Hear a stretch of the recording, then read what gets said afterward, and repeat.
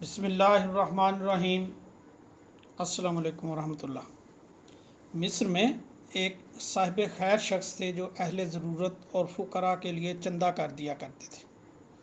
جب کسی کو کوئی حاجت پیش آتی وہ ان سے کہتا، وہ اہل ثروت لوگوں سے کچھ مانگ کر اس کو دے دیا کرتے۔ ایک فقیر ان کے پاس گیا اور کہا کہ میرے لڑکا پیدا ہوا ہے اور میرے پاس اس کی اصلاح کے انتظام کے لیے کوئی چیز نہیں۔ یہ صاحب اٹھے اور لوگوں سے اس کے لیے مانگا، لیکن کہیں سے کچھ نہ ملا۔ کہ جو آدمی کثرت سے مانگتا رہتا ہو اس کو ملنا بھی مشکل ہو جاتا ہے۔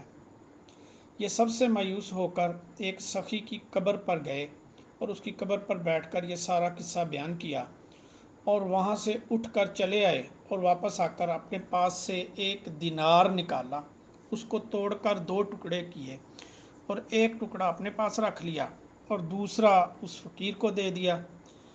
یہ قرض دیتا ہوں، اس وقت تم اس سے اپنا کام چلا لو، جب تمہارے پاس کہیں سے کچھ آ جائے تو میرا قرض ادا کر دینا۔ وہ لے کر چلا گیا اور اپنی ضرورت پوری کر لی۔ رات کو ان صاحب دینار نے اس قبر والے کو خواب میں دیکھا۔ وہ کہہ رہا ہے کہ میں نے تمہاری بات تو ساری سن لی تھی، مگر مجھے جواب دینے کی اجازت نہ ہوئی۔ گھر والوں کے پاس جاؤ اور ان سے کہو کہ مکان کے فلاں حصے میں جو چولہا بن رہا ہے اس کے نیچے ایک چینی کا مرتبان گڑ رہا ہے، اس میں 500 اشرفیاں ہیں، وہ اس فقیر کو دے دیں۔ یہ صبح کو اٹھ کر اس کے مکان پر گئے اور گھر والوں سے سارا قصہ اور اپنا خواب بیان کیا۔ انہوں نے اس جگہ کو کھودا اور مرتبان 500 اشرفیوں کا نکال کر اس کے حوالے کر دیا۔ اس شخص نے کہا کہ خواب کوئی شرعی چیز نہیں ہے، تم لوگ اس مال کے وارث اور مالک ہو، اس لیے میں محض اپنے خواب کی وجہ سے اس کو نہیں لیتا۔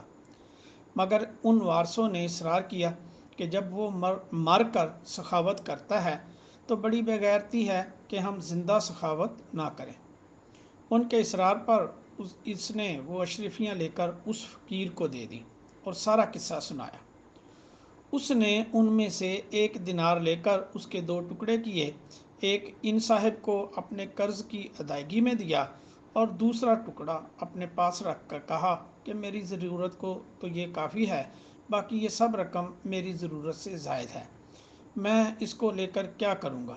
وہ سب فقراء پر تقسیم کر دی۔ صاحب اتحاف کہتے ہیں کہ اس قصے میں غور کرنے کی چیز یہ ہے کہ سب سے زیادہ سخی کون ہے، میت یا اس کے گھر والے یا یہ فقیر؟ اور ہمارے نزدیک تو یہ فقیر سب سے زیادہ سخی ہے کہ اپنی اس شدت حاجت کے باوجود نصف دینار سے زیادہ لینا پسند نہیں کیا۔ سبحان اللہ و بحمدہ، سبحان اللہ العظیم و بحمدہ۔